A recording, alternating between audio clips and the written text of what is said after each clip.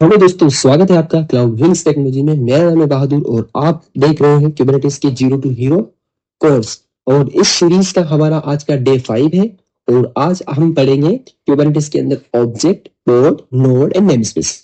सो object क्या होता है? ऑब्जेक्ट एक रियल एंटिटी होती है गाइस। ऑब्जेक्ट क्या है? एक रियल एंटिटी होती है। रियल एंटिटी होती है, जैसे कि अगर आपने ऑब्जेक्ट ओरिएंटेड प्रोग्रामिंग पढ़ी है तो वहां पे हम क्लास का इंस्टेंट बनाते हैं। और उस इंस्टेंस से जो वो जो इंस्टांस बनाते हैं वो एक रियल ऑब्जेक्ट होता है, यानी कि वो मेमोरी में स्पेस लेता है। तो यहाँ पे ये हमारा एक रियल ऑब्जेक्ट है।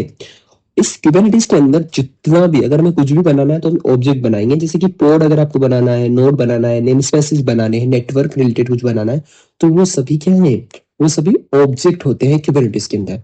तो यहाँ पे हमारे पास पोड है। पोड भी क्या ऑब्जेक्ट है। तो पोड क्या होता है? पोड कुबरनेटिस के अंदर एक स्मॉलेस्ट यूनिट होती है। स्मॉलेस्ट यूनिट होती है, यानी कि ये सबसे छोटी इकाई होती है क्यूबरनेटिस के अंदर।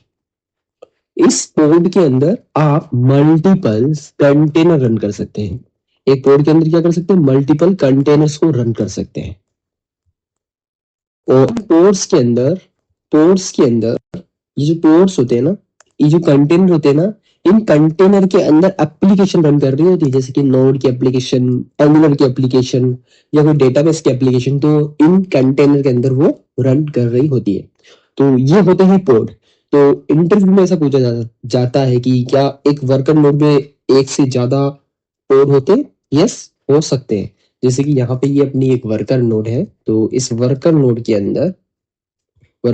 के अंदर आपके पास मल्टीपल पोर्ट्स है, पोर्ट 1, पोर्ट 2, ऐसे एन नंबर ऑफ पोर्ट हो सकते हैं। और हर पोर्ट के अंदर क्या मल्टीपल कंटेनर हो सकते हैं? यस, हो सकते हैं। एक पोर्ट के पास मल्टीपल कंटेनर्स हो सकते हैं, एक भी हो सकता है और एक से ज्यादा भी हो सकते हैं। ठीक है, तो क्लियर हो गया। उसके बाद में हमारे पास है ये नेम स्पेस। तो नेम स्पेसेस क्या होते हैं? देखो, नेम स्पेसेस क्या होते हैं, तो आपका ये एक वर्कर नोड है। ठीक है, इस वर्कर नोड के अंदर ही ये आपका एक क्लस्टर है। ठीक है, इस क्लस्टर के अंदर मैं चाहता हूं कि मैं दूसरा क्लस्टर नहीं क्रिएट करूंगा। मेरे पास मेरी सॉफ्टवेयर कंपनी में एक से ज्यादा प्रोजेक्ट रन कर रहे हैं। जैसे कि मेरा एक क्लाइंट है आईबीएम, राइट? तो हमारा एक क्लाइंट है आईबीएम, एक है टीसीएस। तो सिंगल क्लस्टर के ऊपर हमें दोनों की एप्लीकेशन को रन करनी है।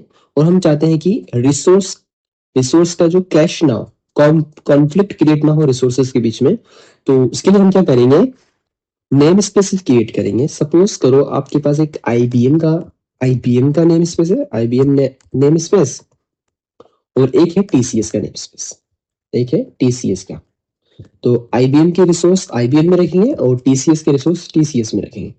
तो ये आपका वर्कर नोड है। सपोज ये आपका वर्कर नोड है, और इस वर्कर नोड में आपके पास ये आपकी रिसोर्सेज है। ठीक है, तो अब इनको क्या करेंगे? हम इसको एक नेम स्पेस देंगे, इसको एक नेम स्पेस देंगे। ठीक है, दोनों को क्या करेंगे? अलग अलग नेम स्पेसिस में दे देंगे। ठीक है, दोनों को क्या करेंगे? अलग अलग नेम स्पेस में ग्रुप कर देंगे।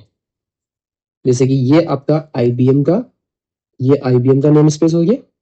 ठीक है, उसी प्रकार आपके पास में ये आपका टीसीएस का नेम स्पेस हो जाएगा। ये आपका टीसीएस का नेम स्पेस। तो इस तरीके से क्या होगा?